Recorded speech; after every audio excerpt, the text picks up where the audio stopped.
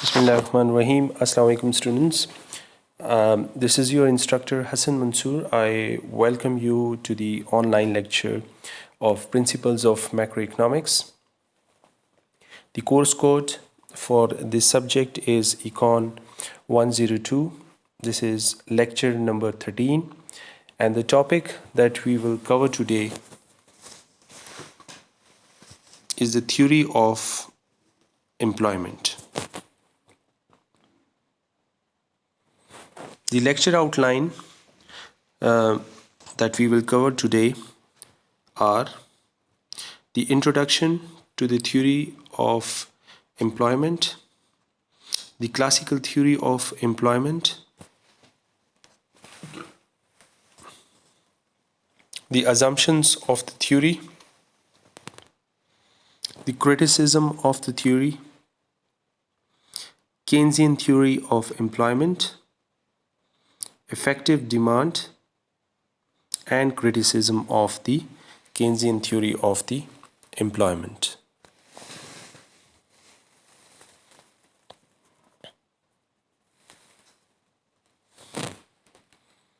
The reference book for the subject is Principles of Macroeconomics by Grigory Menkeev.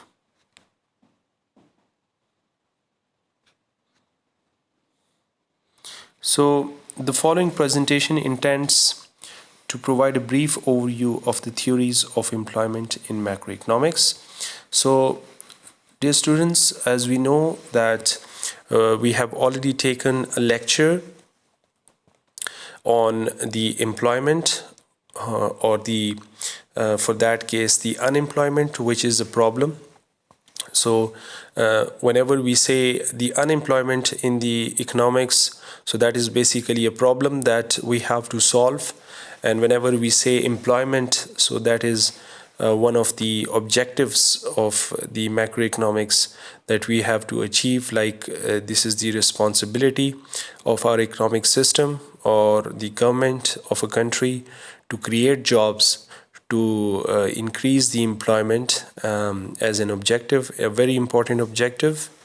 And the reason for the importance of this objective is that if you increase the jobs creation and hence you increase the employment, so that will reduce the other way around the problem or the serious problem of unemployment in the country, which is again a root cause of many other problems. So the following presentation intends to provide a brief overview of the theories of the employment in the macroeconomics. There are two major theories of employment, namely the classical theory of employment and Keynesian theory of the employment. So by employment, we mean that all those people in your economy or in your country or that part of your population which is considered as the labor force, which is in the working age group of 15 to 16 years to up till 60 to 65 years of age. Now this age thing is different in different countries, but generally speaking, if the population, that part of the population which is between the age group of 15 years and 60 years is considered as your labor force. So if all the labor force gets the jobs and because they are willing to do the work and they are also able to do the work, so then we consider them as employed, and this situation is employment. And the other way around, if all those people, if any of those people who are part of the labor force and they are not able to find the jobs, then we consider them as unemployed, and the situation is unemployment. So there are various contradictive theories, where various concepts, the different economists give different points of view for the reasons of the unemployment in the economy. almost every country in the world, they are having this problem of unemployment, and they try to resolve it. So historically, we have two important schools of thought which try to solve this problem or give their idea of how the unemployment exists in the economy and how this problem of unemployment can be resolved. So one of the earliest known school of thought, that is the classical school of thought, which was led by the famous economist Adam Smith. He gave his own point of view, and his followers also followed it, about the concept of employment or the unemployment. So that is considered as the classical theory of employment. And on the other hand, the Keynesian theory of employment, which was led by the famous economist J.M. Keynes, who had his own concept of the employment, and he gave this concept in his famous book, The General Theory of Employment. So we will consequently discuss both of these theories in the upcoming slides. So first of all, we have the classical theory of employment. The classical theory of employment states that in a labor market, employment for a labor is determined by the interaction between demand and supply of the labor force. So the classical school of thought, which basically believed in the market mechanism for most of the economic issues, similarly for the employment as well, they believed or relied on the market mechanism. And according to classicals, the employment in the economy is determined in the labor market. So when we say the labor market, then we believe that over there will be demand for the labor force from the industries or the businesses, and there will be supply of the labor force from the population. So the employment in this case, according to classicals, it will be determined by the interaction of demand and supply of the labor force. So workers provide the supply, whereas the employers make the demand for labor. So this is obvious that the supply of labor will come from the workers and the people who wish to work, who want to work. They are able to work, they are willing to work, and they are searching for the jobs. So they comprise as the supply of the labor.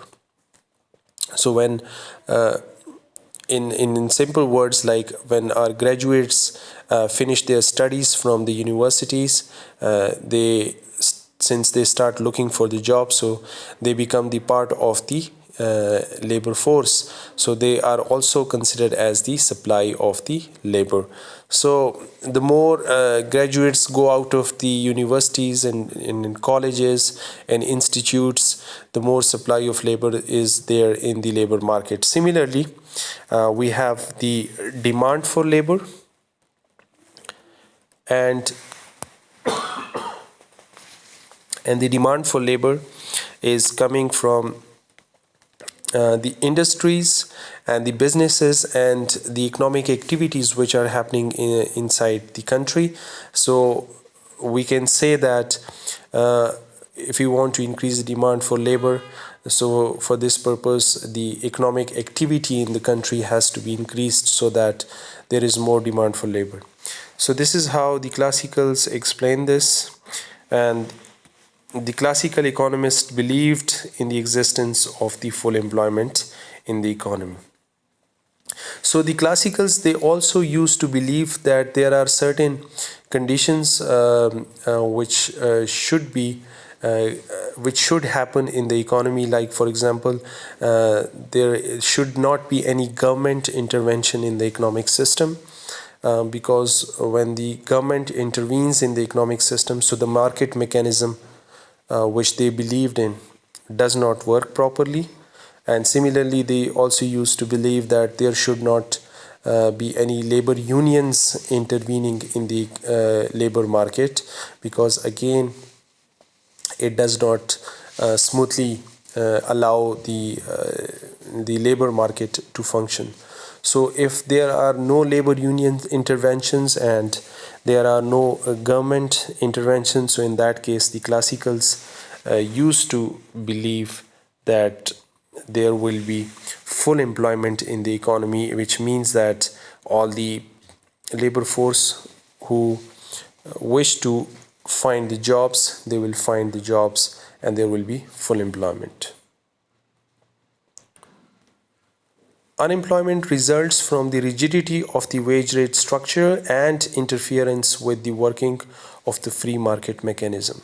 So this paragraph just repeats what we just said in the previous slide, that the unemployment, if in the classical model there is unemployment, that will be because of the rigidity of the wage structure. So by the rigidity of the wage structure means that wages, according to classical economists, should be flexible. They should increase or they can decrease according to the changing scenarios. If they are not able to increase or decrease freely or smoothly, so we say there is a rigidity of the wage structure.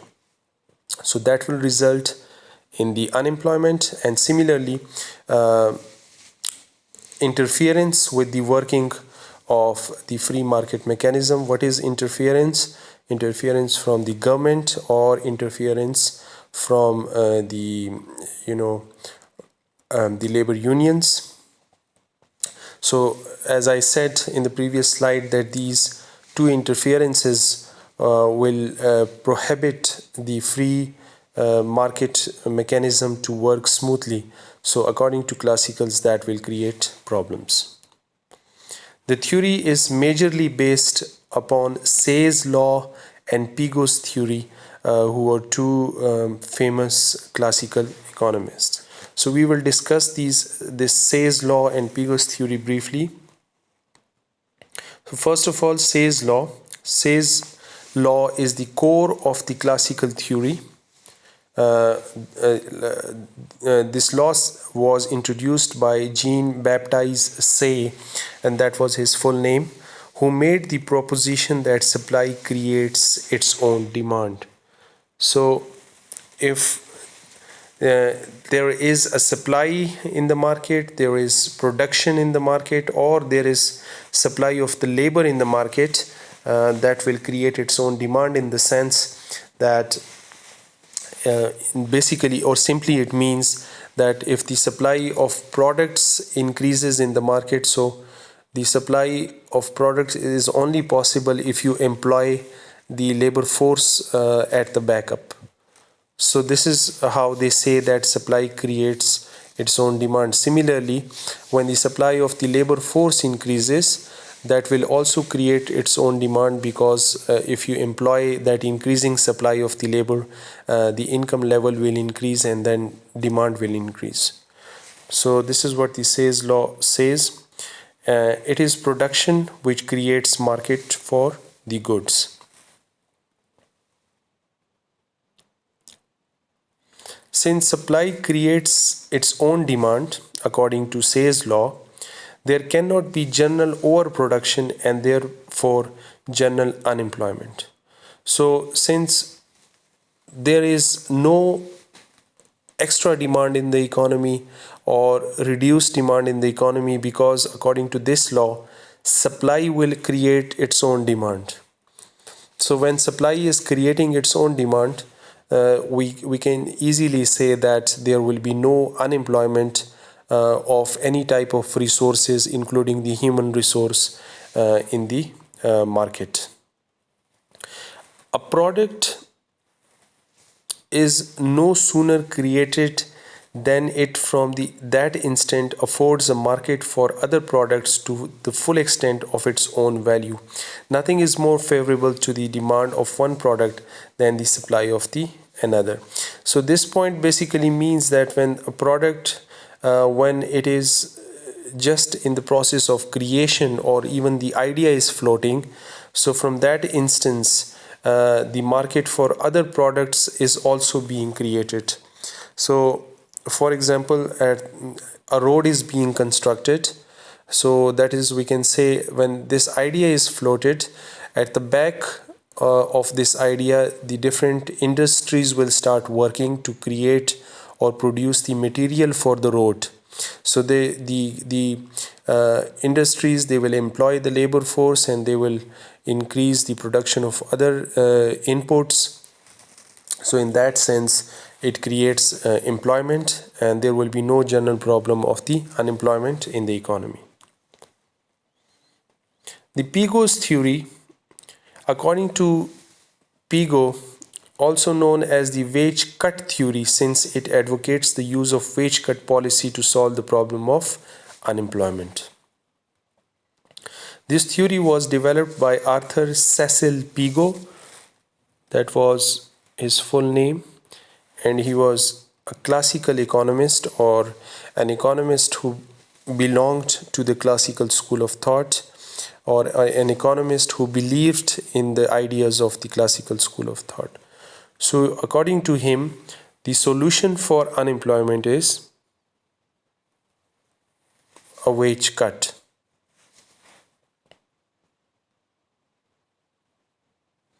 He stated that unemployment which exists at any time is because of the fact that changes in demand conditions are continuously taking place, and that frictional resistances prevent the appropriate wage adjustments from being made instantaneously. So unemployment exists at any time.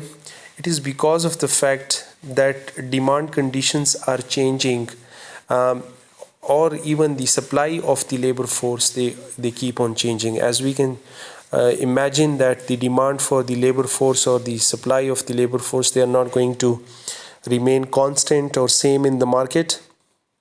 They will keep on changing. So when these things happen, because of the interventions from the outside, that is from the government or the labor unions, the chances are that the increase in the wages will happen. But according to changing demand and supply conditions of the labor force, if you're not able to reduce or cut the wage rates, so in that case the supply of or in that case the unemployment of the labor force will be created.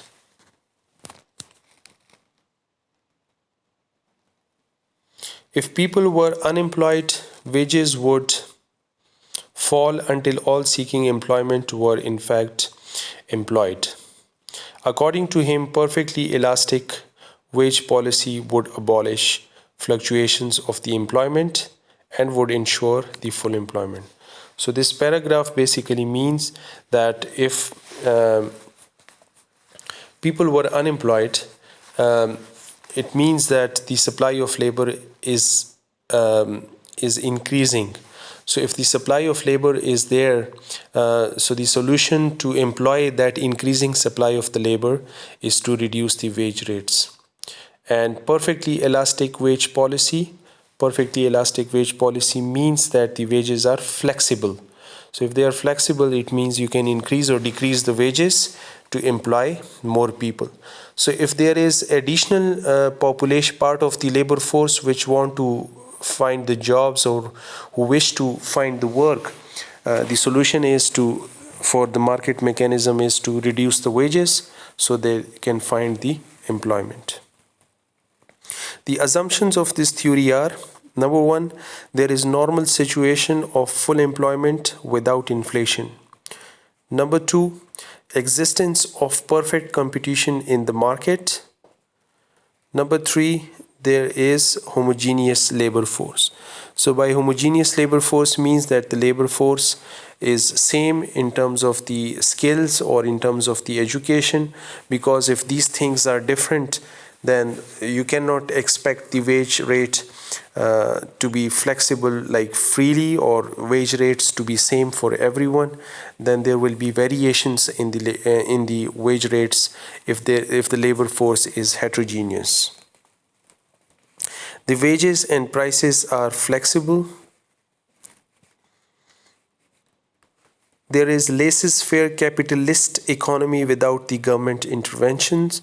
Laissez-faire means an economy which is based on the market mechanism without the government intervention. This was also one of the important assumptions of the theory, and that the money wages and real wages are directly related and proportional.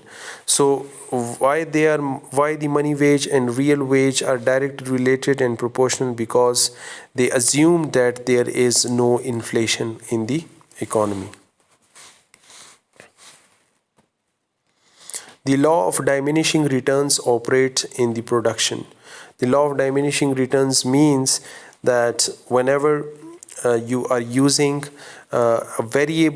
one variable factor of production against another fixed factor of production, at some point of time the production or the output, it reduces. So this was also one of the assumptions. And there is perfect information amongst the market participants. Who are the participants? The labor force and the employers. It assumes the long run. The criticism of the classical theory: supply may not create its own demand when a part of the income is saved. So since people are not spending all of their income, they are saving as well. So there is a leakage in the circular flow. So when there is leakage in the circular flow, that it means that some problem is being created, and in this case the problem would be unemployment. The employment in a country cannot be increased by cutting the general wages. Why? Because the labor is not homogeneous. There is a difference in the skills of the labor force. 3, there is no direct relationship between the wages and the employment. Number 4, the classical theory has failed to explain the occurrence of the trade cycles. The trade cycles are the variations in the economic activity which are like prosperities or boom and depressions. So the classical theory has not explained these things when the unemployment is created because of the fluctuations in the economic activity. Money is not merely a medium of exchange as implied in the classical theory, as now we know today that money has many other functions to perform. So it is not just a medium of exchange as explained by the classicals. Thank you so much, students. If you have any questions, you can feel free to ask on your GuessEMS account. I'll see you in the next lecture. Take care.